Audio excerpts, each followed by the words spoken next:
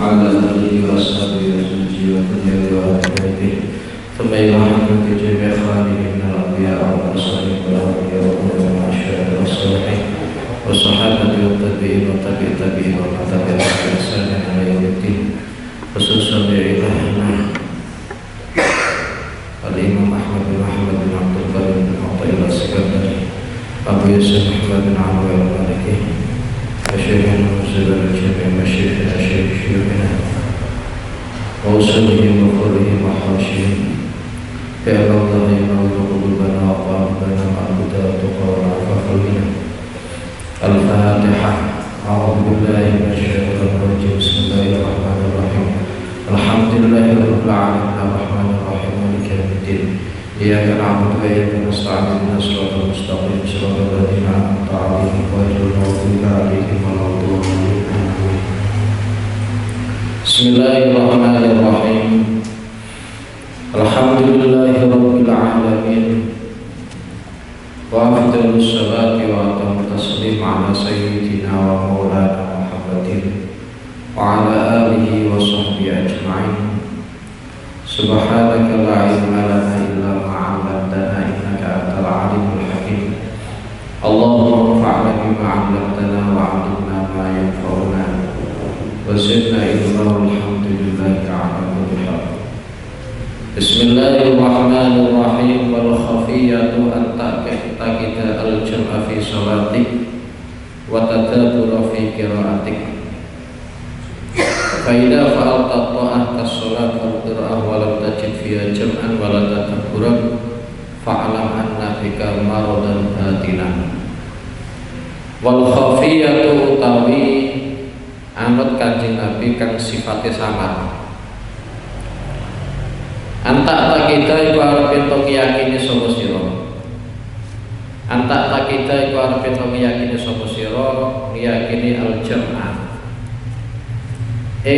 Kumpul fi sholatika ing dalem salate sira. Al-jam'ah kumpul fi sholatika ing dalem salate sira. Wa tadabbura lan ngiyakini sapa sira ing angen-angen fi qiraatika ing dalem wacanane sira.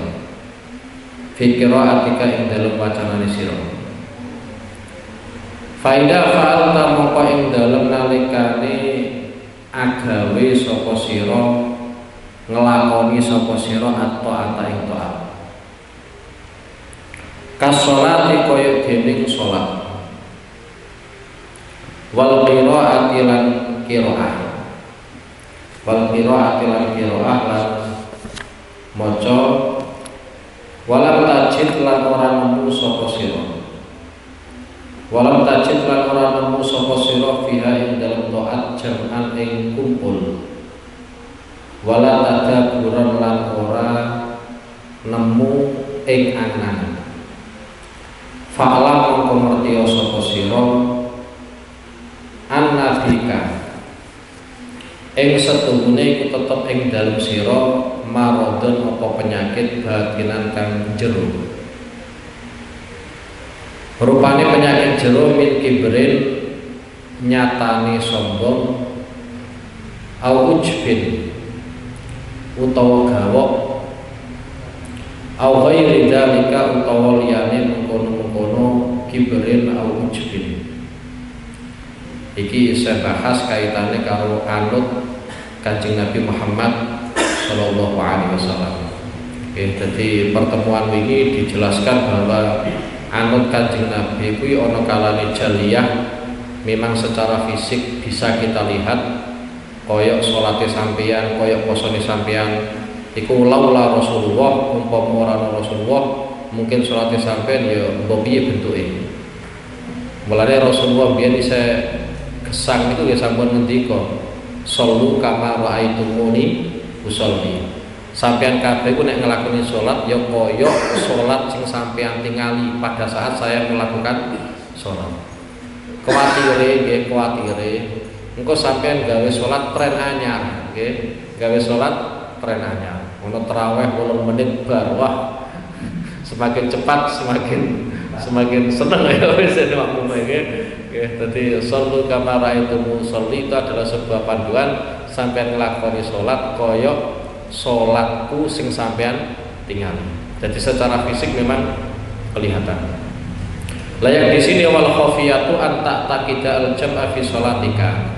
Sampean anut kanjeng Nabi itu sifatnya sama, artinya sama tidak kelihatan. Di sini dicontohkan an ta'taqida al-jam'a fi sholatik.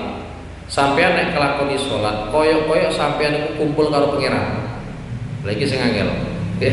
Sampean salat koyok-koyok sampean kumpul karo Allah Subhanahu wa taala. Itu yang dimaksud an ta'taqida al-jam'a, yakni sampean koyok kumpul karo Allah Subhanahu wa taala. Di samping itu wa tadabbura fi qiraatik. Sampean pas maca ayat Quran, pas maca tasbih utawa maca donga rabbil firli warhamni wajburni dan seterusnya, sampean angen-angen ngerti nih. Iki ketoke wangel lah iki ya. Ketoke angel. Artine ya ora ngerti, bayarno kumpul piye ya kangelan ya. Karena gini, di antara panduan Rasulullah, ya di antara panduan Rasulullah, secara hadis memang ada. Malaikat Jibril iku tahu sowan ning gone Kanjeng Nabi Muhammad sallallahu alaihi wasallam menjelma menjadi seorang lelaki. Menjelma menjadi seorang lelaki.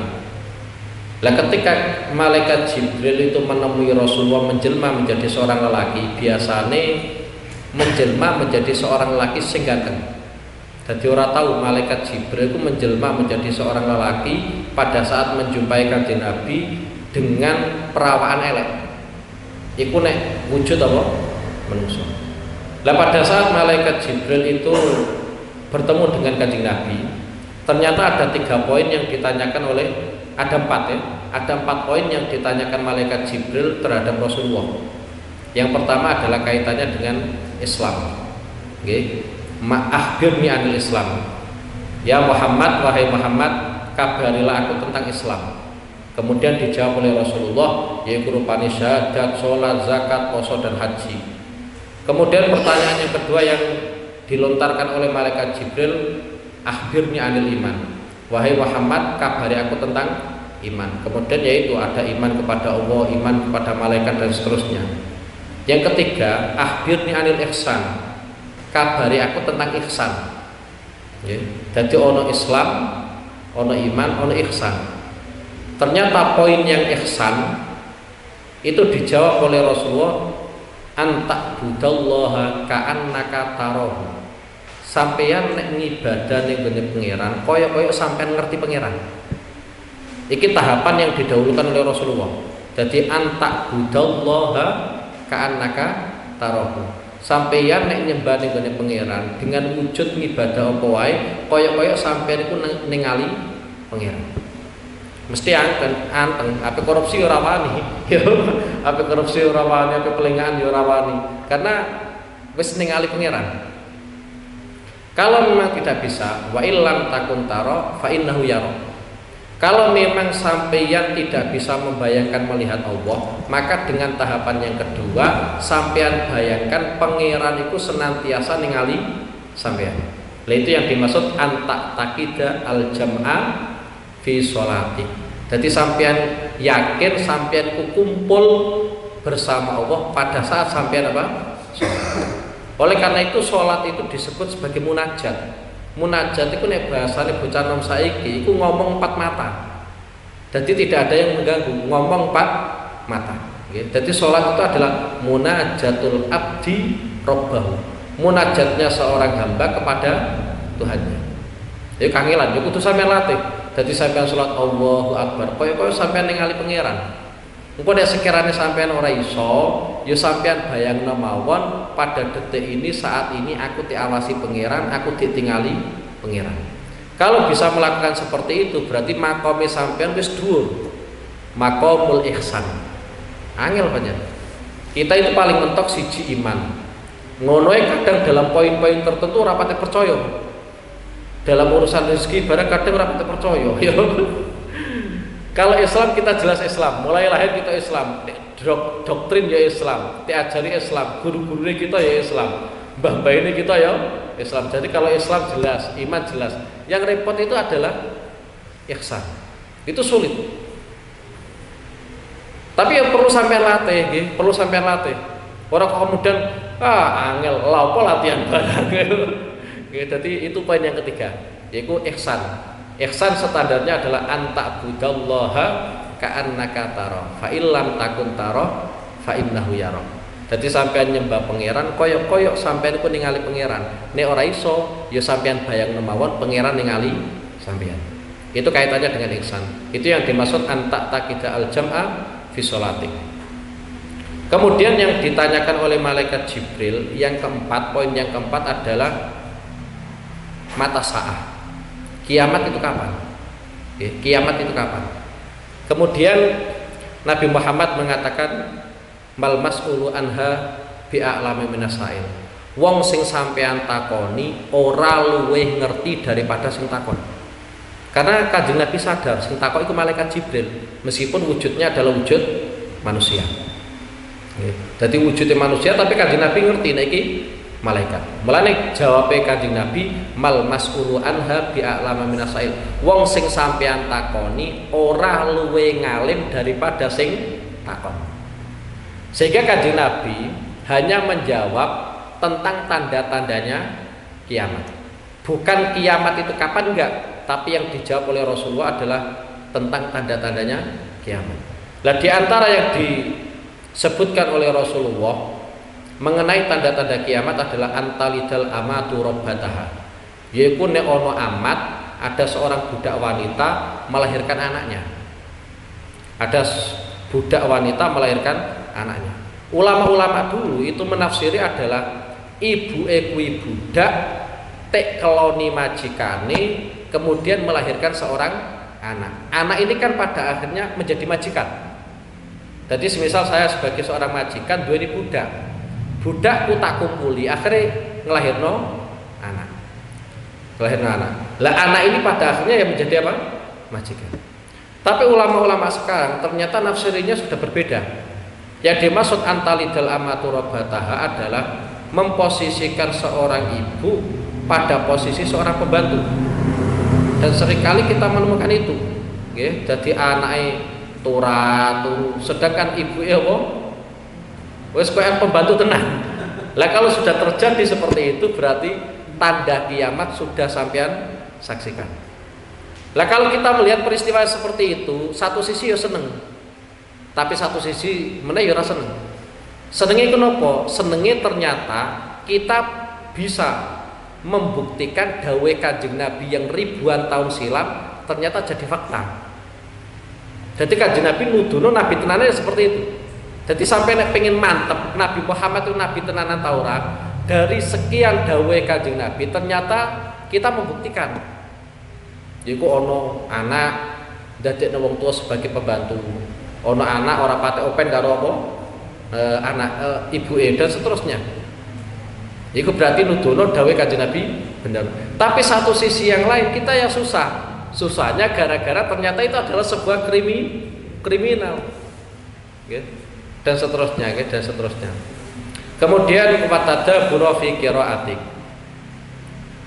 Sampean anut Kanjeng Nabi yang sifatnya adalah samar, tidak jelas, secara fisik juga tidak kelihatan adalah pada saat sampean itu membaca ayat Quran, sampean membaca doa, sampean membaca tasbih, sampean mampu merenungkan angen-angen maknane. Lah repote kita kadang ora ngerti maknane. Mulai tanggung jawab sampean itu angen-angen makna, ya belajar. Satu-satunya adalah belajar. Ya memang harus seperti itu.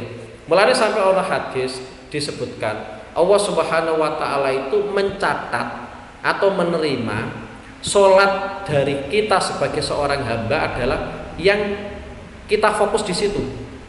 Nisbati satu contoh sampean maca Al-Fatihah, pada saat maca Bismillahirrahmanirrahim dan Alhamdulillah sampean kok fokus, konsentrasi ngerti artine, sedangkan pada saat membaca Ar-Rahmanirrahim Maliki Yaumiddin Iyyaka na'budu wa iyyaka nasta'in pikiran wis gelambiar. Maka yang diterima oleh Allah Subhanahu wa taala adalah pada saat kita membaca bismillah dan alhamdulillah. Sedangkan mulai Ar-Rahmanir Rahim Maliki Yaumiddin Iyyaka na'budu wa iyyaka kana stajib yo ora tek terima pangeran. Iku pentingnya angen-angen, pentingnya apa? Angen-angen, pentingnya konsentrasi. Yes. Kemudian Ibnu Athaillah As-Sakandari yang mriki menjelaskan, kalau sampean sedang melakukan sholat, melakukan ketaatan, ketika sampean semua sedang melakukan ketaatan dan sampean tidak merasa kumpul dengan pangeran, ora angen-angen ketaatan yang sampean lakukan, maka intinya adalah ning gone atine sampean non penyakit. Lah yang dikhawatirkan oleh para ulama itu adalah penyakit hati. Paling repot itu penyakit hati. Nek penyakit fisik sampean moro ngene Pak Haji selesai. Suntik Pak, baru ya. Karena di antara yang dijelaskan oleh para ulama seperti ini, perbandingan antara penyakit fisik dengan penyakit hati. Kalau penyakit fisik, orang itu sadar bahwa dia memiliki penyakit. Semisal nisbate sampean kuwi ana lukane tangane utawa apa, sampean sadar oh iki jenenge penyakit. Yang namanya penyakit kudu tambah. Tapi nek kaitane karo penyakit hati nggih, sampean duweni sifat sombong, sampean duweni sifat ujub, sifat pamer dan seterusnya. Kadang dikne iku ora krasa nek duweni penyakit. Lah pe moro ning gone kiai piye? Wong dene dhewe ngrasa ora duweni penyakit. Lah umpama sampean lara fisik lho, sampean lara fisik terus rumangsa ora duweni penyakit. Ape kon moro dokter ya emah to. Wong rumangsane ora duweni penyakit. Lah sing paling angel ngurusi penyakit hati ya kuwi. Nek penyakit fisik iku rata-rata wong nyadari nek piyambake nggadahi penyakit. Nek nggadahi penyakit berarti ote obati. Nek obat ora mari, mara ning gone dokter. Iku wis aturan wis bener pancen. Aturannya seperti itu. Lah nek kaitane penyakit hati, iku rata-rata wong ra krasa nek duweni penyakit. Mulane kok kon ngaji ya abot wong pancen apa? Orang ngerasani, orang rumangsani duweni apa? Penyakit, ya. Mulane itu yang dikhawatirkan seperti itu. Mulane kalau dalam permulaan surat Baqarah kan ada nggih, fi qulubihim marad fazadahumullahu marad. Orang munafik itu dalam hatinya ada penyakit. Tapi semakin Quran diturunkan oleh Allah Subhanahu wa taala kepada Nabi Muhammad, malah justru nambahi penyakitnya. Lah kenapa kok iso tambah? Karena memang pikirane wong munafik dek ning rumangsani ora duweni penyakit. Jadi tidak ada upaya pengen ngobati, pengen marani ya ora ono. Karena ya seperti tadi ya, seperti tadi di mana mereka tidak sadar nek duweni penyakit. Ya. Qala ngendika sinten Allah taala wa taala. Sa'asrifu an ayati alladziina yatakabbaruna fil ardi bighairil haqq. Sa'asrifu bakal ngenggokno sapa ingsun. Sa'asrifu bakal ngenggokno sapa ingsun an ayati saking pira-pira ayat ingsun. An ayati saking pira-pira ayat ingsun alladzina ing wong akeh. Alladzina ing wong akeh yatakabbaruna kang padha sombong sapa alladzina. Yatakabbaruna kang padha sombong sapa alladzina fil ardi uli sombong fil ardi ing dalam bumi bi ghairil haqqi kelawan tanpa hak. Bi ghairil haqqi kelawan tanpa hak. Fayakunu mongko ono apa misaluka apa perumpamaane sira kal mahmumi iku kaya wong lara panas. Kal mahmumi iku kaya dening wong sing lara panas alladzi kang yajidu kang nemu sapa wong fi famihi ing dalem tutuke wong asukara ing gula ditemu murron ing perkara kang pahit. Murron ing perkara kang pahit. Dadi ngene iki tentang ayat sa'asrifu an ayati alladzina yatakabbaruna fil ardi bighairil haqq nggih. Dadi iki janjine Allah Subhanahu wa taala, ancamane Allah Subhanahu wa taala. Wong kuwi nek takabur, wong kuwi nek sombong, pada akhirnya adalah mereka dipalingkan oleh Allah Subhanahu wa taala untuk memahami ayat-ayatnya Allah Subhanahu wa taala. Itu kuncinya adalah nek duweni sifat sombong. Lah yang disebut dengan sombong apa? Sombong itu adalah batarul haq. Jelas-jelas sebuah kebenaran sampean ingkari, itu namanya sombong. Cara gampangane ngene lho, ana wong ganteng, kemudian sampean ditakok iku ganteng ta ora? Elek. Padahal jelas-jelas nek kono ganteng, lah itu namanya sombong. Jadi yang disebut sombong itu adalah batarul haq. Sehingga nggak bisa kita memvonis kesombongan itu dari sisi fisik. Dari sisi fisik nggak bisa. Satu contoh diantaranya adalah nih gini zaman Kanjeng Nabi niku ono wong sing ning kono nek sarongan kuwi sak ngisore kemiren. Nggih, sak ngisore kemiren. Kemudian orang yang berperilaku seperti itu ternyata dikomentari orang sombong. Dikomentari orang sombong. Ternyata Abu Bakar As-Siddiq, Abu Bakar As-Siddiq wong sing paling utama sakwise para nabi, ternyata nek sarungan ya sak ngisore sak ngisore kemiren. Dan komentarnya Rasulullah tentang Abu Bakar itu bukan orang yang sombong. Kemudian Rasulullah menjelaskan yang namanya sombong adalah batarul haq. Ngerti nek perkara iku bener tapi diingkari. Ora gelem ngakon itu namanya sombong. Lah efek dari kesombongan di antara dampak negatifnya adalah pasti dipalingkan Allah Subhanahu wa taala untuk memahami ayat-ayatnya Allah Subhanahu wa taala. Dan orang yang sombong itu pasti dampak negatifnya berkelanjutan. Dampak negatifnya berkelanjutan. Satu contoh di antaranya peristiwa yang terjadi antara iblis dengan Nabi Adam. Itu awal mulanya ya gara-gara sifat sombong. Gara-gara sifat sombong. Iblis mengatakan dia lebih baik dari Nabi Adam karena Nabi Adam tercipta dari tanah, sedangkan iblis tercipta dari apa? Api. Hanya klaim seperti itu. Kemudian ketika dia disuruh sujud oleh Allah Subhanahu wa taala kepada Nabi Adam, akhirnya mereka tidak mau. Iblis tidak mau. Ya gara-gara sifat apa? Sifat sombong. Jadi wong sombong itu rata-rata pikirannya gak jernih. Ya, pikirannya gak jernih. Mestinya kalau jernih kan seperti ini.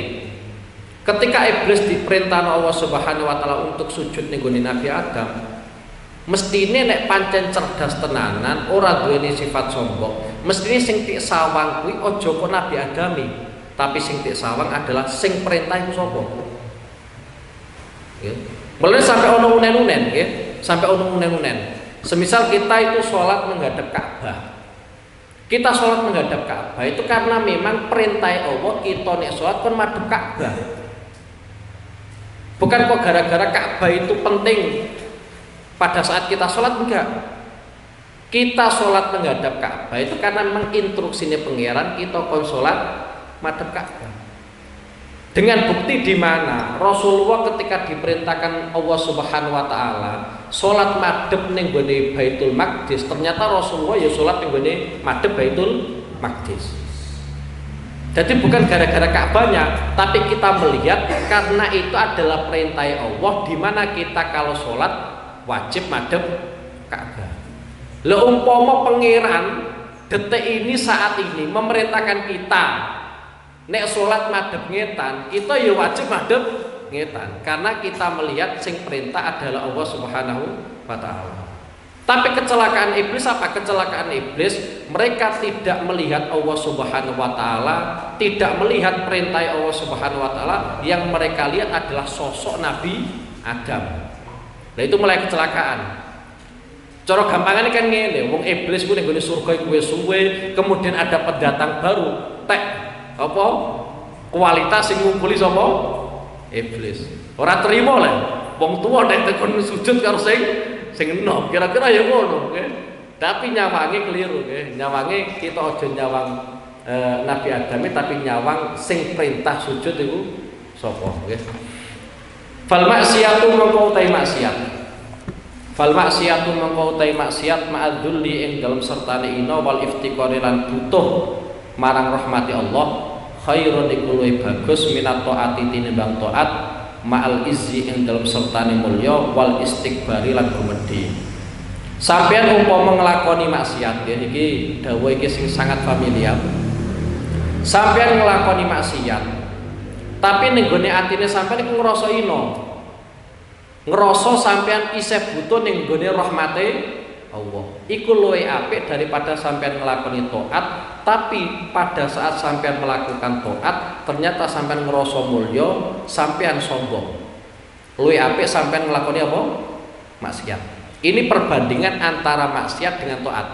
Sampean maksiat sing dadekno sampean malah nelongso. Sadar nek sampean ku butuh ning gone rahmate pangeran, iku luwih apik daripada sampean nglakoni ketaatan tapi sampean ngrasa mulya, sampean dadi sombong. Mestinya dalam teori Islam itu ketika kita melakukan ketaatan, yang perlu kita renungkan adalah taat ini kita bisa melakukan taat adalah murni taufike pangeran, pertolongannya pangeran. Mestinya ngono. Ora kok malah dadekno kita iku saya taat malah ngrasa paling apik. Dan itu dulu pernah dilakukan oleh orang-orang yang mungkin dalam tanda kutip bahasa sekarang adalah ekstremis. Aliran-aliran keras juga, aliran-aliran apa? Keras. Satu contoh diantaranya terbunuhnya Sayyidina Ali dalam beberapa riwayat hadis itu pelakunya adalah ya orang Islam khusyuk, wonge khusyuk tenan. Mau diceritakan dalam hadis itu yang membunuh adalah wonge kuwi nek rino kuwi posonan, dadi poso sunah yo dilakoni terus, nek dalu qiyamul lail. Wis pokoke sregep ora ketulungan lah pokoke, sregep taat ora ketulungan. Tapi di samping itu ya, sifatnya juga dalam hadis disebutkan mereka yang sregep maca Quran. Cuma itu sifati kalian Kanjeng Nabi Muhammad sallallahu alaihi wasallam la yujawizu hanajirahum. Quran yang dibaca itu sama sekali tidak melewati tenggorokannya. Maksudnya orang melewati tenggorokannya, Quran hanya sebatas dibaca, tapi mereka nggak paham. Sehingga ada keputusan-keputusan yang di situ sangat ekstrim. Satu contoh diantaranya, kalau ada orang melakukan dosa besar, maka kafir. Jadi umpama satu contoh nggih, nek ana wong nglakoni zina. Zina itu kan dosa besar, maka divonis kafir. Ketika ada orang satu contoh nggih, mangan bondone anak yatim, berarti kafir. Dan keputusan-keputusan yang seperti itu ternyata diputuskan oleh orang-orang yang dalam tanda kutip khusyuk. Maca Quran tapi ora paham Quran. Akhirnya yang jadi korban diantaranya adalah Sayyidina Ali. Di antaranya Sayyidina Ali. Sayyidina Ali sampai tek bacok saka guri kena sirai. Tapi Sayyidina Ali santai mawon. Wong Sayyidina Ali, wong alim. Sayyidina Ali ku sadar, nek beliau iku kapundhut, pancen kudu ana sing bacok sirai Sayyidina Ali. Sayyidina Ali ku nek perang apa wae pede tenan. Kena bacokan apa wis santai mawon. Karena beliau tahu tek kabari kalian Kanjeng Nabi, sampeyan niku mati, nek sirai sampeyan tek bacok. Iku Sayyidina Ali. Dan apa yang disampaikan oleh Rasulullah itu senantiasa dikenang. Mulane beliau nek perang yo pede wae. Angger sirah ku tek bacok, berarti durung ono tanda-tanda apa? Kematian. Dan ternyata benar ya, Sayyidina Ali tek bacok kena sirai pada saat beliau mau berangkat sholat subuh. Akhirnya ya itu, karena ning gone peso yang digunakan untuk membacok iku ana racune, ya akhirnya Sayyidina Ali itu kapundhut. Ya, jadi sampean nek nglakoni taat aja ngrasa sombong, aja ngrasa paling apik dhewe iki. Umpama sampean ngaji melekan ngrasa paling apik dhewe ya aja, ya biasa wae lah, biasa wae. Nggih. Terus sing turu-turu yo sadar lho ya. Jadi fal ma'siyatu ma'adzulli wal iftiqar khairun minat taati ma'al izzi wal istighfar. Qala ketika sinten Allah taala hikayatan krana are nyeritakake an Ibrahim saking Nabi Ibrahim alaihi salatu wasalam. Dawe Nabi Ibrahim, faman tabi'ani fa innahu minni. Faman mongko utahe sapa wonge tabi'ai ku anut kono sapa manni ing ingsun.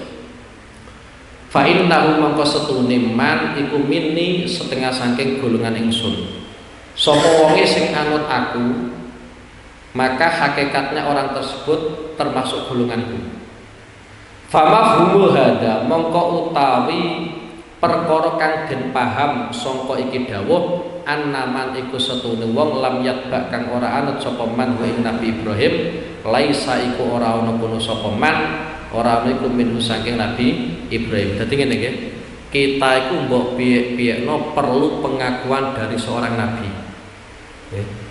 Jadi dawuh-dawuh yang seperti ini memang penting. Faman tabi'ani fa innahu minni. Karena di antara cita-cita kita somben ning gone yaumul qiyamah itu adalah diakui sebagai umatnya Kanjeng Nabi.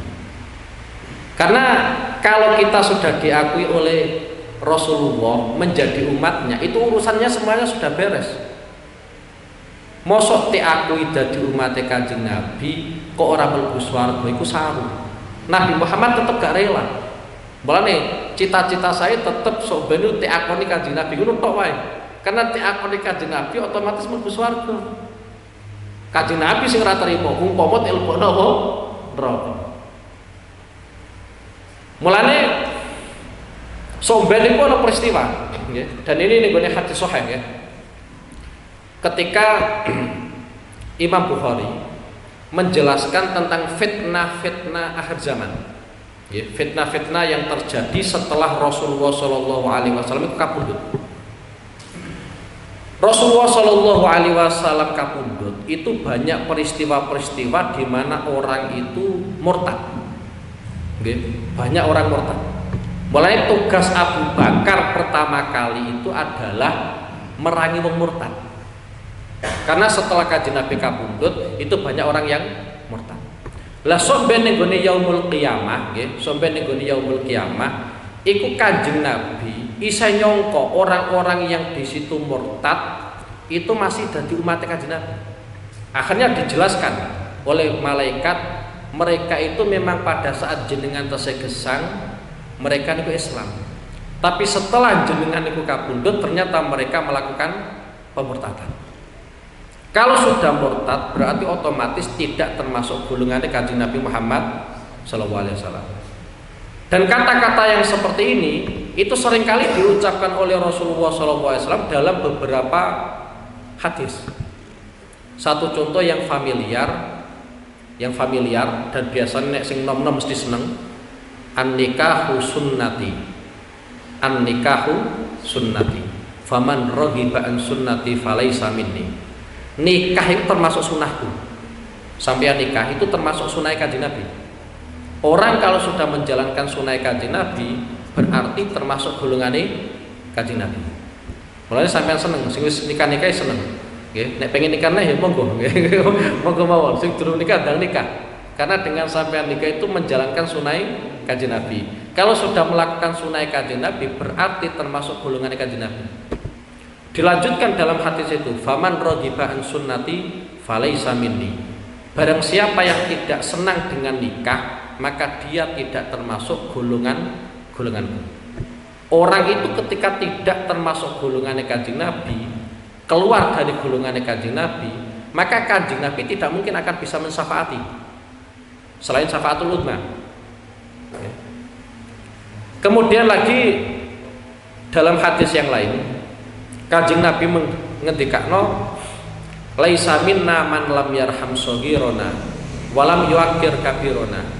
Tidak termasuk golonganku, yakni golongan Kanjeng Nabi Muhammad sallallahu alaihi wasallam, orang yang tidak bisa memberikan belas kasih terhadap yang junior dan tidak bisa menghormati yang senior. Hadis yang seperti ini kesannya sepele, tidak termasuk golonganku. Tapi kalau orang-orang itu ahli hadis itu sadar kalau tidak termasuk golongannya Kanjeng Nabi berarti orang termasuk ahli swarga. Wong Kanjeng Nabi ku wong swarga. Nek orang termasuk golongannya Kanjeng Nabi berarti alamat itu nggone neraka ngono lho. Mulane cita-cita kita mestinya nggih sampeyan ning gone yaumul kiamat kita diakui dadi umat Kanjeng Nabi Muhammad sallallahu alaihi wasallam. Ini yang pertama nggih, dadi ceritane Nabi Ibrahim, faman tabi'ani fa innahu minni. Wong sing anut aku berarti termasuk golonganku. Enak harus termasuk golongan Nabi Ibrahim. Kemudian yang kedua, waqala lan ngendika sinten Allah taala hikayatan krana are nyeritakake an-Nuhin saking Nabi Nuh alaihi salatu wassalam. Ngendikane Allah, inna bani min ahli, setuhune anakku iku min ahli saking keluarga ingsun. Nggih, iki cara gampangane curhatane Nabi Nuh ning gone pangeran. Kan'an putraku iku termasuk keluargaku. Iki pengakuane Nabi Nuh fit dunya, eling-eling nggih, fit dunya pada saat Kan'an belum meninggal. Inna bani min ahli, putraku sing jenenge Kan'an itu termasuk keluargaku. Tapi jawabnya pangeran B fa ajabanuli jawabi ing Nabi Nuh sapa Allah Subhanahu wa taala qala ngendika sinten Allah ya Nuhu he Nuh innahu satuhune anakmu sing jenenge Kan'an laisa iku ora ana kono sapa Kan'an iku min ahlika saking keluargane sira. Innahu satuhune anakmu iku amalun iku amal ghairu sholihin sing ora saleh. Ghairu sholihin sing ora saleh. Wis ngene nggih.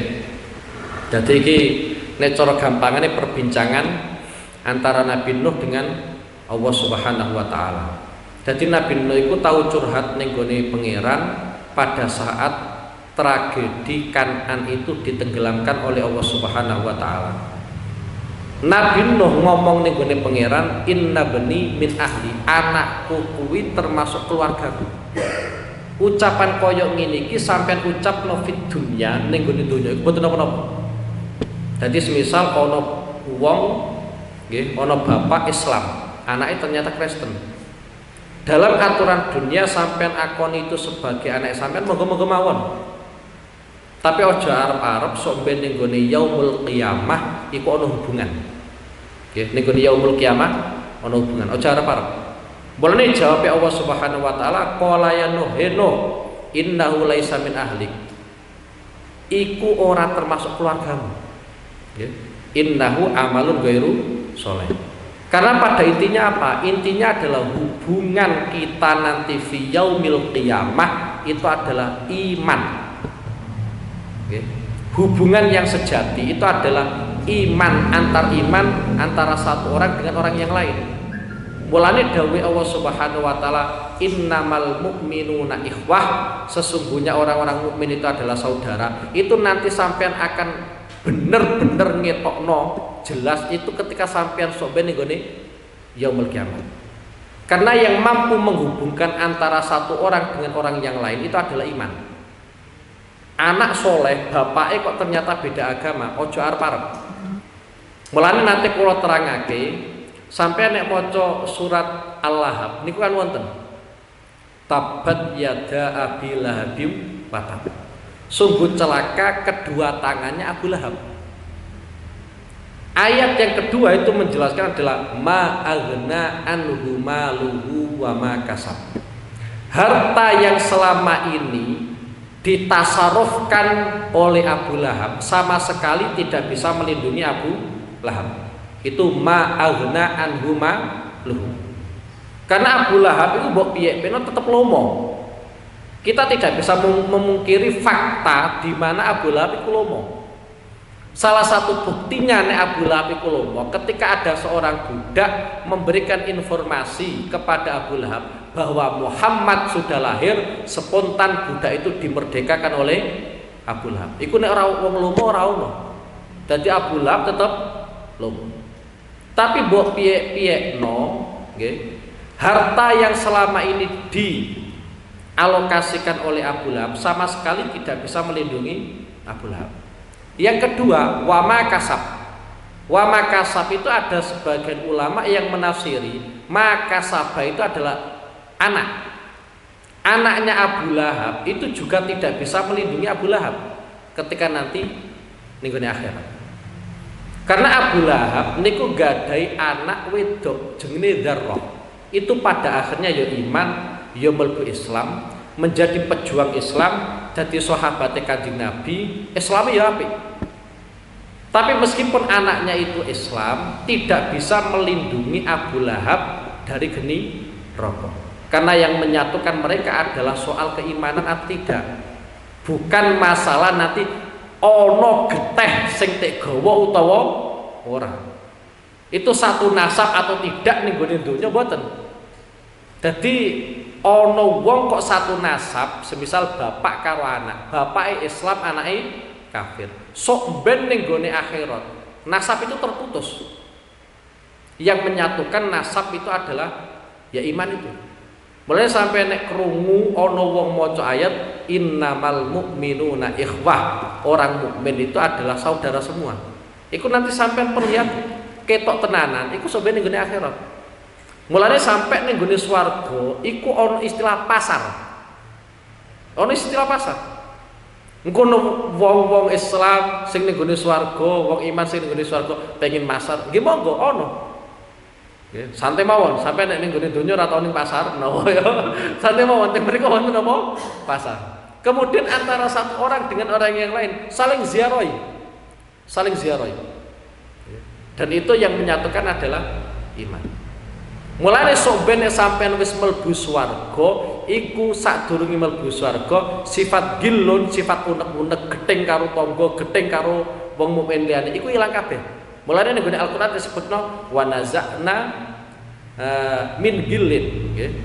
Dadi aku ngilangno utawa mencabut sifat unek-unek. Sampeyan saiki mungkin wong kuwi turunan, iku saiki. So ben ora iso kaya ngono. Soale kuwi wis dicabut kalian Allah Subhanahu wa taala, nggih. Dadi qala ya nuhu innahu laisa min ahlik innahu amalun ghairu sholih. Kemudian yang selanjutnya, nggih. Sampeyan nek duweni anak kok isa iman, isa iman, nggih. Sampeyan aja nyaratno yang seterusnya dhisik, nggih. Agar sampeyan duweni anak kok isa iman, iku kudu sampeyan syukur. Mbok piyek-piyekno nggih, mbok piyek-piyekno. Anak kuwi nek isa iman berarti itu adalah cara gampangane tabungane sampean sing apik. Nggih, tabungane sampean sing apik.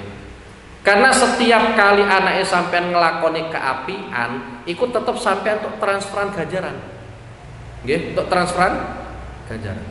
Karena yang sampean butuhkan pada saat ning gone alam barzah, yuk ganjaran kuwi.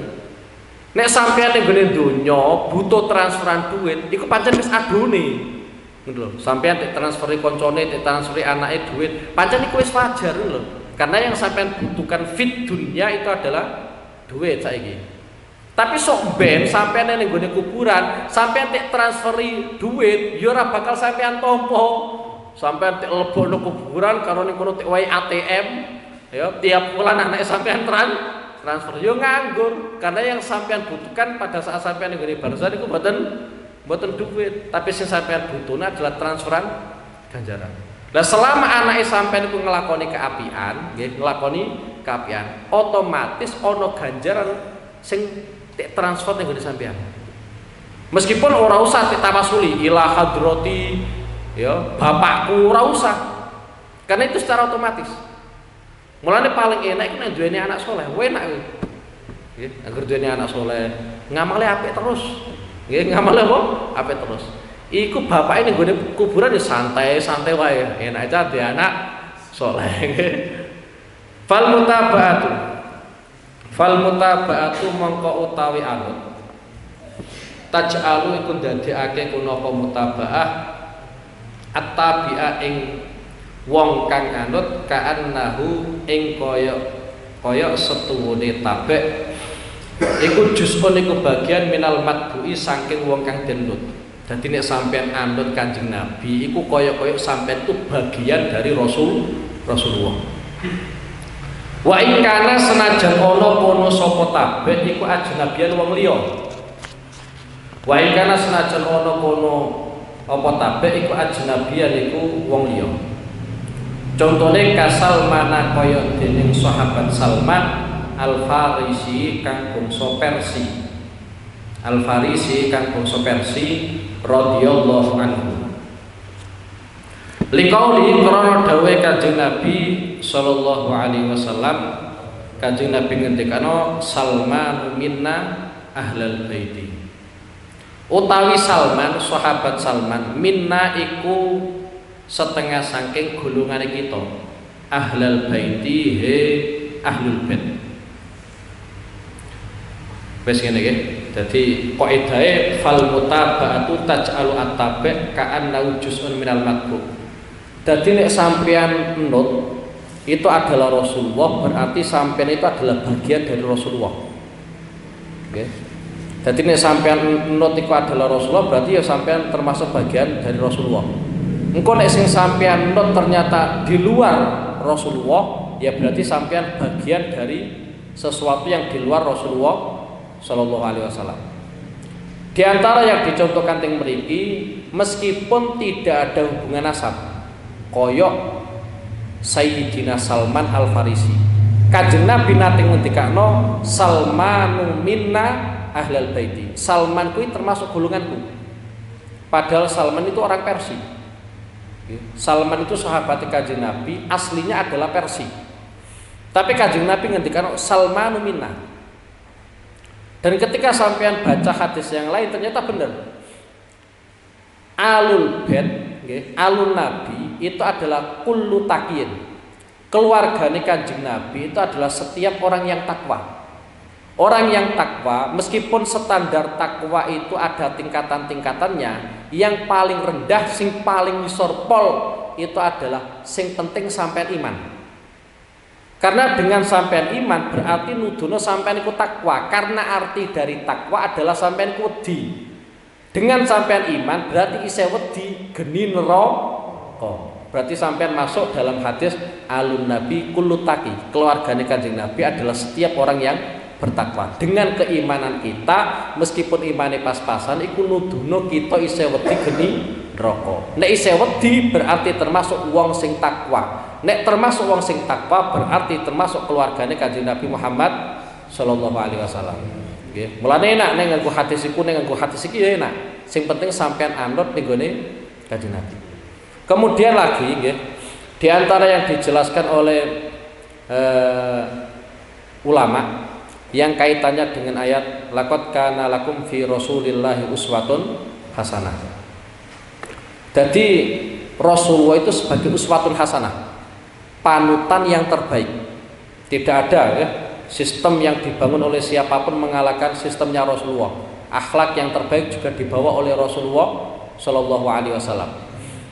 Lah, sampean nek pengen dadekno Kanjeng Nabi sebagai uswah adalah dengan cara sampean mengikuti apa yang dilakukan oleh Rasulullah. Itu diterangkan oleh sebagian ulama seperti itu, meskipun tidak 100%. Satu contoh nisbate nggih, sampean salate koyok Rasulullah. Berarti sudah sukses, sampean memposisikan Kanjeng Nabi sebagai uswatun hasanah. Ojo kok agar mulut sing tek gawe dalil laqad kana lakum fi rasulillahi uswatun hasanah berpengajian turu subuhe kondo. Lha padha wae dong. Aja sampe kaya ngono nggih. Kalau kita memposisikan Kanjeng Nabi itu sebagai uswatun hasanah, maka mestinya jalan satu-satunya adalah kita mengikuti Kanjeng Nabi. Dan yang mengatakan Rasulullah itu sebagai uswatun hasanah itu adalah Allah Subhanahu wa taala. Jadi cara gampangnya sing ngetok palune siapa uswatun hasanah adalah Rasulullah. Lah cara ulama kita memposisikan Rasulullah sebagai uswatun hasanah ya dengan cara apa? Mengikuti. Di samping itu ketika kita membaca ayat ihdinas siratal mustaqim, siratal ladzina an'amta alaihim. Itu sebagian ulama juga menafsiri yaitu jalannya Rasulullah. Yang dimaksud jalannya Rasulullah apa? Yaitu dengan kita mengikuti apa yang diajarkan oleh Rasulullah Shallallahu Alaihi Wasallam. Ya, mulanya semakin banyak sampean mengikuti Kanjeng Nabi, berarti kualitas senengnya sampean nggone Kanjeng Nabi tenanan. Satu contoh. Iki ya rawan tapi ya rawan dilakukan, tapi yang namanya ulama banget senengnya nggone Kanjeng Nabi ya dilakukan. Ada ulama namanya Imam Ahmad bin Hambal. Imam Ahmad bin Hambal itu muridnya Imam Syafi'i. Imam Ahmad bin Hambal kuwi terkenal keramate. Bahkan gurune iku ngalap barokah muridé. Imam Syafi'i kuwi gurune Imam Ahmad bin Hambal. Tapi Imam Syafi'i kuwi tahu ngalap barokah Imam Ahmad bin Hambal. Pada saat Imam Ahmad bin Hambal itu disiksa, oleh pemerintah. Itu ulama besar, apal hadis pirang-pirang, disiksa oleh pemerintah. Karena pemerintah punya aturan seluruh ulama harus mengatakan bahwa Quran itu makhluk. Quran itu adalah makhluk. Ternyata Imam Ahmad bin Hambal boten kersa mengatakan seperti itu. Akhirnya beliau dihukum, kemudian dicambuki gegere. Lah pada saat Imam Ahmad bin Hambal itu dicambuki gegere, itu kan pakai baju. Pakai baju. Kemudian Imam Syafi'i yang posisinya pada saat itu ningguni Mesir, itu ternyata Imam Syafi'i ngipi ketemu Rasulullah Shallallahu Alaihi Wasallam. Rasulullah berkata kepada Imam Syafi'i, sampaikan salamku kepada Imam Ahmad bin Hambal dan kasih kabar bahagia kepada Imam Ahmad bin Hambal. Jadi Imam Syafi'i ngipi ketemu Kanjeng Nabi, kon tek dawuh Kanjeng Nabi, kon nyampekno salame Kanjeng Nabi nunggone Imam Ahmad bin Hambal. Dan Kanjeng Nabi memerintahkan Imam Ahmad bin Hambal kon seneng. Ojo susah. Akhirnya Imam Syafi'i terbangun dari tidurnya, ngongkon muridnya yang namanya Robi. Ngongkon muridnya yang namanya Robi, karena pada saat itu Imam Syafi'i wis sepuh. Jadi nek nglakoni perjalanan dhewe iku ya saya ipol. Karena dari Mesir ke Baghdad banget adoh nggih. Dadi ngongkon muridnya sing jenenge Imam Robi. Imam Robi ketika berangkat itu membawa surat yang mana surat itu adalah tulisannya Imam Syafi'i. Isinya adalah yang disampaikan Rasulullah. Itu ditulis kalian Imam Syafi'i. Kemudian nek cara saiki paling teko amplop tek kon gawa Imam Robi. Sampailah ning gone omahe Imam Ahmad bin Hambal. Pada saat teko ning gone omahe Imam Ahmad bin Hambal, pertama kali yang ditanya oleh Imam Ahmad bin Hambal ning gone Robi, awakmu ngerti isine apa ta ora? Imam Robi mengatakan mboten ngertos.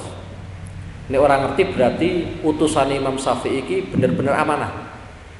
Akhirnya dibuka, setelah dibuka saking senenge Imam Ahmad bin Hambal, baju yang dulu pernah digunakan perjuangan pada saat dihukum pemerintah itu kemudian diberikan kepada Imam Robi.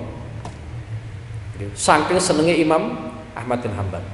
Akhirnya baju itu yang dibawa oleh Imam Robi kembali ke Mesir. Setelah kembali ke Mesir, kemudian Robi nemoni gurune yaiku rupane Imam Syafi'i. Tak takoki kalian Imam Syafi'i. Wis sampean sampeno, sampun. Sampean teh hadiah apa? Karena Imam Syafi'i ku ngerti persis. Imam Ahmad bin Hambal kuwi nek tek wae kabar seneng mesti ngewe hadiah. Nggih. Dadi gurune ku banget paham. Sampean tek wae apa kalian apa? Imam Ahmad bin Hambal. Kula diewahi agama niki. Nggih, tek wae agama niki. Lah jengene Imam Syafi'i ku paham bahwa agama itu digunakan Imam Ahmad bin Hambal untuk memperjuangkan akidahnya. Akhirnya Imam Syafi'i ku nyilai baju kuwi terus tekum. Setelah tekum, bekas kumkumane tek gawe adus kalian Imam Syafi'i. Jadi bajune murite tekum terus hasil kumkumane nggih bekas kumkumane ku tek gawe adus Imam Syafi'i. Kenapa itu dilakukan? Ya gara-gara Imam Syafi'i ngerti beliau pengen ngalah barokah muridnya. Kene duwe murid ngalim kan pancen ngono, pancen enak padha ngalime. Kembali pada tema Imam Ahmad bin Hambal. Imam Ahmad bin Hambal itu ketika dikejar-kejar oleh pemerintah, ya tek bidik pemerintah, itu nate Imam Ahmad bin Hambal kuwi ndelik. Beliau ndelik ora konangan sampai 3 dino.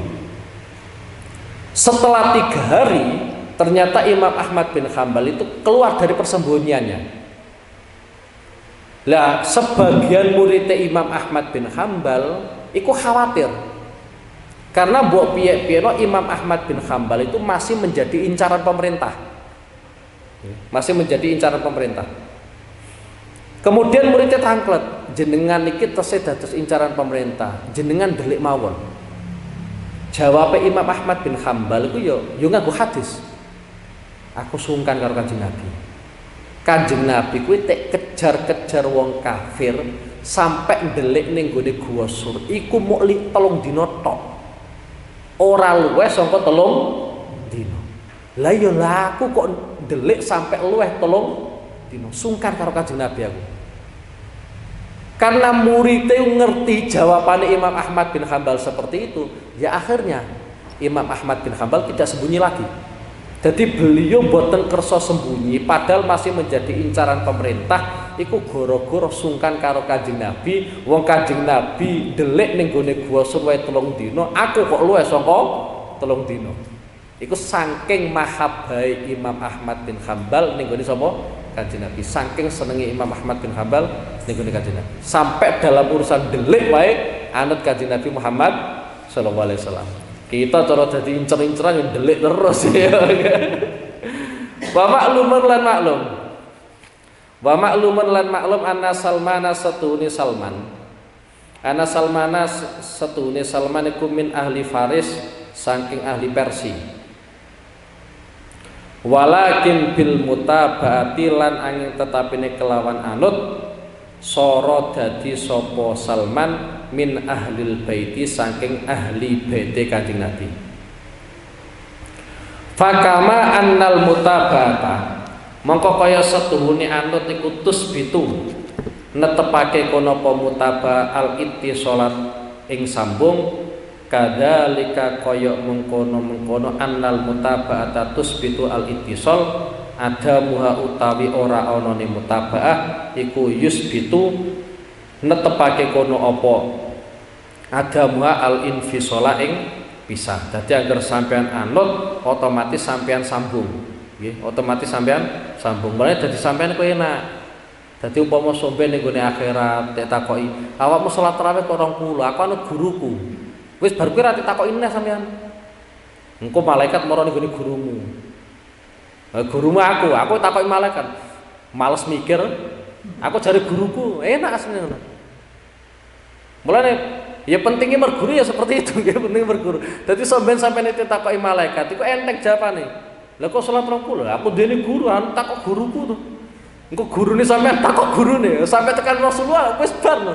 Mosok malaikat sampe nakoki Rasulullah. Ora kualat tapi dene. Dadi enake anut ya.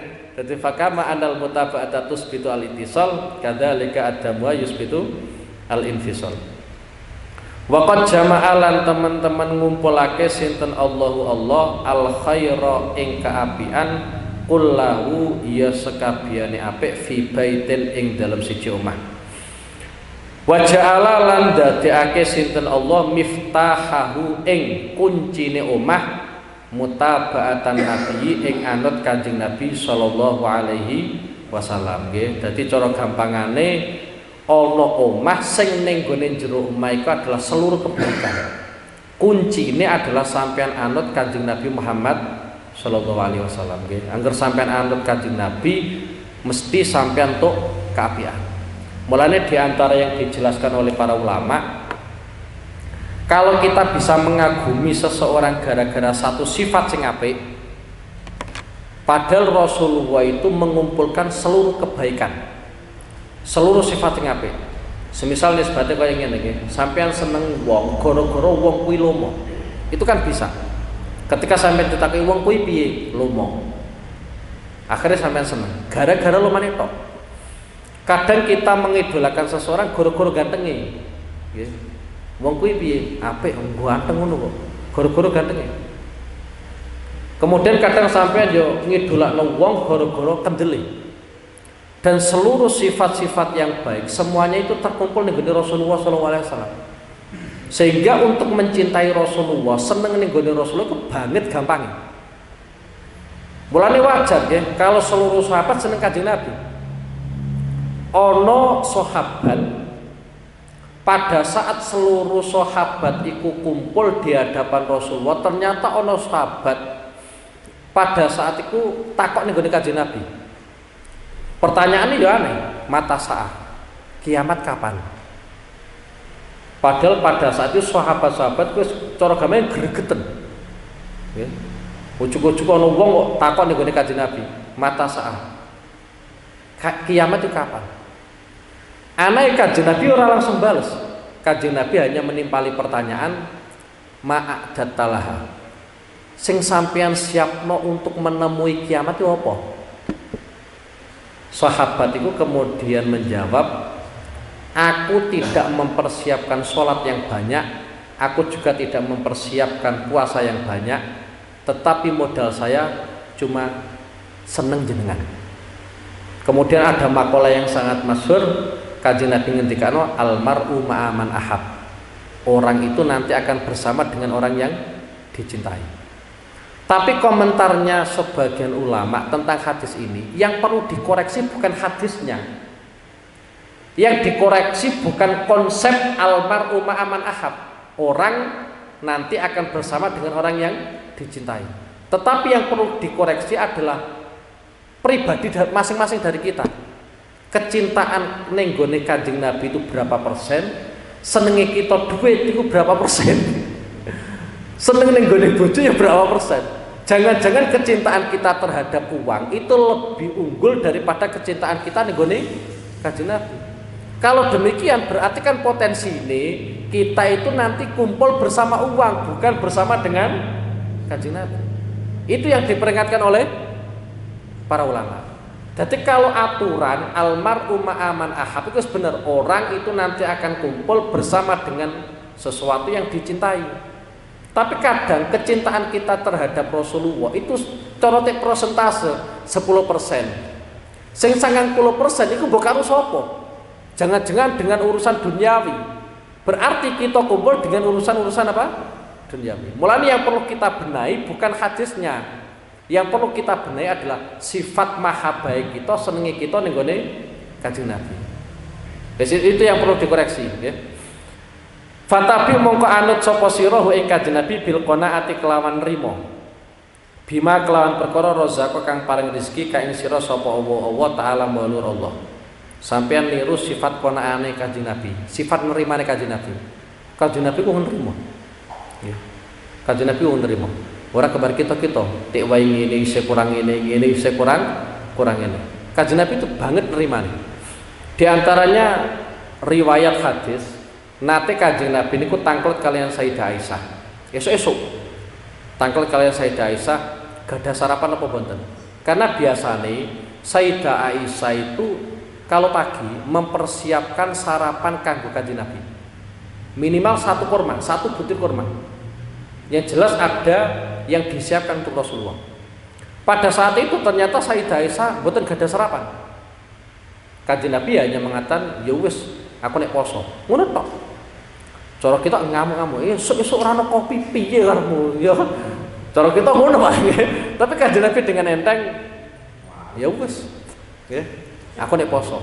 Iku sifat qanaah Kanjeng Nabi. Mulane nek nggone hadis disebutno al-qanaatu kanzun la yafna. Yang namanya sifat nerimo itu adalah aset yang enggak pernah habis. Sampeyan nek duweni duit tidak menjamin sampeyan dadi wong neriman. Wong terbukti banyak orang-orang yang punya uang banyak tapi korupsi yang masih merajalela. Kenapa? Ya karena memang mentalnya bukan mental nerimo. Tapi kalau orang itu duweni sifat neriman, iku nek cara hadis al-qanaatu kanzun la yafna. Disebutkan dalam sebuah syair, idza qana'ta fa anta wa malikud dunya sawa'u. Nek awakmu duweni sifat nerima, hakikate awakmu karo pemimpin dunya iku padha. Nggih. Sampai nek duweni sifat nerima. Karena cara sifat nerima nek cara hadis dan juga dijelaskan oleh Imam Al-Qusairi, beliau ngendikano al-qanaatu kanzun la yafna, nggih. Dan itu diajarkan oleh Rasulullah, nggih. Diajarkan Rasulullah. Kemudian diteruskan oleh Abu Bakar. Abu Bakar sak keluarga itu ora duweni duit biasa. Padahal pembisnis handal. Tapi kalau nggak punya uang ya biasa saja. Ora kok kemudian bapak ya apa? Kabeh tek sedakono, anak ora tek openi, boten ya. Kemudian dilanjutkan Sayyidina Umar dan seterusnya. Yang pertama sifat qanaah. Wa zuhdi lan zuhud. Zuhud kuwi ora seneng donya. Geleng-geleng ya. Diterangkan nek boten lepat Al-Habib Abdul bin Alawi Al-Haddad, beliau ngendikano, yang namanya zuhud itu tidak bisa dikoreksi secara zahir. Karena zuhud itu kaitannya karo ati. Kaitannya karo ati. Nisbate sampean duweni mobil 10, dunyane sampean miliaran, tapi atine sampean belas ora ana ketertarikan ning gone donya, iku berarti zuhud. Tapi nek ana wong ora duweni apa-apa, duwite tanggane kok sampe apal, iku berarti gak zuhud. Lagi. Soalnya apa? Zuhud itu sifatun qalbiyatun, sifat sing kaitane nggone ati. Jadi gak bisa kita koreksi secara fisik. Jangan-jangan orangnya itu kaya, tapi atine ora seneng donya. Jangan-jangan wong iku miskin, tapi atine seneng donyane pol-polan. Satu contoh diantaranya, tak contohnya Sayyidina Utsman. Iku mungkin nek wong saiki bisa dikatakan miliaran uangnya. Tapi kan nggak mungkin kita akan mengatakan kemudian Sayyidina Utsman boten zuhud. Mau sekali orang pengumuman sedekah, nyanyo. Maksudnya arahnya apa? Ora zuhud ya. Jadi zuhud itu adalah sifatun qalbiyah, sifat sing ana kaitane karo ati. Jadi ora iso sampean koreksi kaitane karo apa? Fisik, nggih. Sing penting anggere sampean ora seneng donya, tapi kita yo seneng donya kabeh iki ya, nggih. Wa taqallul lan sithik minat dunya saking donya. Wa taqallul lan jupuk sithik minat dunya saking donya. Ya, di antara sifatnya Kanjeng Nabi ku jupuk sangka donya ku sakadare. Ya. Mulane tek dawuhna kalian Imam Ghazali wa'mal lidunyaka biqadri muqamika fiha. Sampeyan kuwi kerja sakarepmu, ngamal sakarepmu kanggo donyamu, tapi yang menjadi standar, menjadi ukuran adalah biqadri muqamika fi. Seberapa lamanya sampeyan kuwi mukim ning gone donya. Iku cara dawuh Imam Ghazali ya. Dadi wa'mal lidunyaka biqadri muqamika fiha. Kemudian dilanjutkan wa'mal li akhiratika biqadri baqaika fiha. Sampeyan ngamal kanggo akhiratmu sesuai dengan kadar sampeyan isih ning gone akhirat itu sampai kapan? Wes ya. Dadi nek Kanjeng Nabi jupuk sithik. Kanjeng Nabi ora ono istilah nyimpen duit itu gak ono. Kanjeng Nabi. Dadi nek duwe duit nyah-nyah. Mulane kadang kita itu disuruh nyifati Kanjeng Nabi itu bingung. Kanjeng Nabi ku miskin, apa sugih ya bingung. Kalau Nabi Sulaiman kan gampang, kaya itu. Nabi Ayub miskin, gampang. Tapi kalau Nabi Muhammad itu kita bingung. Itu satu contoh diantara nih, wonten salah satu orang yang pada saat itu menghadap kepada Rasulullah. Pas ketepaan Rasulullah itu nggadai wedhus ma bainal jabalain. Saking akeh wedhus iku sampai ngebak-ngebaki di antara dua gunung. Ana wong lanang njaluk Kanjeng Nabi njaluk. Iku spontan, wedhus di antara dua gunung gon mulai kabeh. Iku Kanjeng Nabi. Tapi yang ngono, Kanjeng Nabi kadang ora duwe apa-apa sampai wetenge tek ganjel watu. Mulane kita kon nyifati Kanjeng Nabi ku sugih ta miskin ya bingung. Ya rasa sifati ngono ya rasa sifati. Lah Kanjeng Nabi ku ora ono istilah nyimpen duit.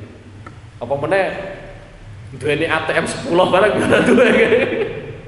Sampai nate ning gone riwayat Bukhari niku wonten nggih, ning gone Sahih Bukhari wonten. Nate Kanjeng Nabi ngelampahi salat. Ternyata Kanjeng Nabi kilingan ning omah kuwi ana duit dirham. Tapi bukan berarti kemudian Kanjeng Nabi mboten khusyuk. Kanjeng Nabi tetap khusyuk. Ya aja salah paham. Kanjeng Nabi tetap khusyuk. Nek kita kan gak koyo ngono ya. Padahal kilingan duit tenan lho. Kanjeng Nabi bar salat spontan langsung kudut. Mboten zikir. Langsung kudut, jupuk dirhame langsung ke sedekah. Dadi aja sampai ana duit kuwi tak simpen. Tapi sampean ya aja niru Kanjeng Nabi sing model ngene iki. Ya, bojomu ngamuk. Mulane aku kadang cocok kalian jawabane Sayyidina Abu Bakar.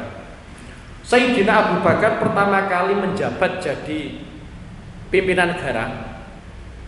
Itu kan diantaranya ono istilah Baitul Mal. Jadi uang kas negara itu ada memang. Itu zamannya sapa?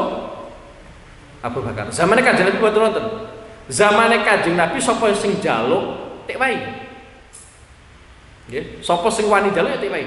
Zamannya Abu Bakar ternyata ada istilah Baitul Mal, uang kas negara. Jadi keuangan negara memang benar-benar dikelola. Sayyidina Umar komplain, wong Kanjeng Nabi ra nglakoni kok jenengan apa nglakoni? Jawabannya Abu Bakar itu simple, tapi Sayyidina Umar gak iso bantah. Lah iya bener, iku Kanjeng Nabi. Aku iki gak nabi. Ngono tok. Nek nabi itu kan iso ana wahyu saka langit medhun ning gone Kanjeng Nabi yang mengarahkan Kanjeng Nabi. Lah aku iki gak nabi. Engko nek aku salah, ora ana wahyu medhun. Spontan Sayyidina Umar yang meneng wae. Ora iso jawabne. Dadi iku nabi, aku iki gak nabi. Mulane uang negara ya harus saya kelola bener. Nek Kanjeng Nabi ora kuwatir kaya ngono, wae iku nabi, ana wahyu. Lah aku iki gak nabi, mulane ora ana apa? Ora ana wahyu. Langsung Sayyidina Umar meneng ngono wae. Nggih. Panjenengan Abu Bakar wong pinter jange. Watar kemal layakni min qaulin wa fi'lin. Watar kemal ninggalake perkara layakne kang ora penting kono apa ma min qaulin saing ucapan wa fi'lin lan penggawean. Termasuk meneh sifate Kanjeng Nabi iku ninggala perkara sing ora penting, baik itu perilaku ataupun ucapan. Nggih, mulane wonten hadis min husni islamil mar'i tarkuhu malayani. Di antara tanda Islam wong kuwi apik nek perkara sing ora penting ditinggalkan. Perkara-perkara sing ora penting sampean tinggalkan. Karena dengan sampean melakukan sesuatu yang tidak penting, itu pasti ada sesuatu yang penting yang terbengkalai. Mulane Kanjeng Nabi ngowahi standar, sampai nek pengen ngoreksi Islami sampean piyambak, ora usah tak koreksi lah. Nggih, ora usah tak koreksi. Sampai nek pengen ngoreksi Islami sampean iku apik ta ora, di antara tandanya adalah nek ana perkara sing ora penting, iku sampean tinggalno, iku berarti apik. Tapi nek ana perkara sing ora penting kok sampean lakoni, berarti iku ora patek apik. Intine Islam durung sempurna. Mulane Kanjeng Nabi niku nglakoni perkara-perkara sing penting. Orang istilah kemudian Kanjeng Nabi nganggut boten wonten. Mesti seluruh haliyae Kanjeng Nabi ngibadah. Nggih. Iku Kanjeng Nabi ya. Dadi iki watar kimalayani min qaulin wa fi'lin. Dadi ninggalno perkara sing ora penting. Lah kita iku kadung keseringan nglakoni perkara sing ora penting. Akhire perkara sing ora penting ya akhire dadi penting ngono sing repot iki. Faman futiha lahu babul mutaba'ah fadzalika dalilun ala mahabbatillahi ta'ala lahu ya wa'ala. Maulaya shalli wa sallim daiman abada ala habibika khairil khalqi kullihim huwal habibul ladzi turja syafa'atuhu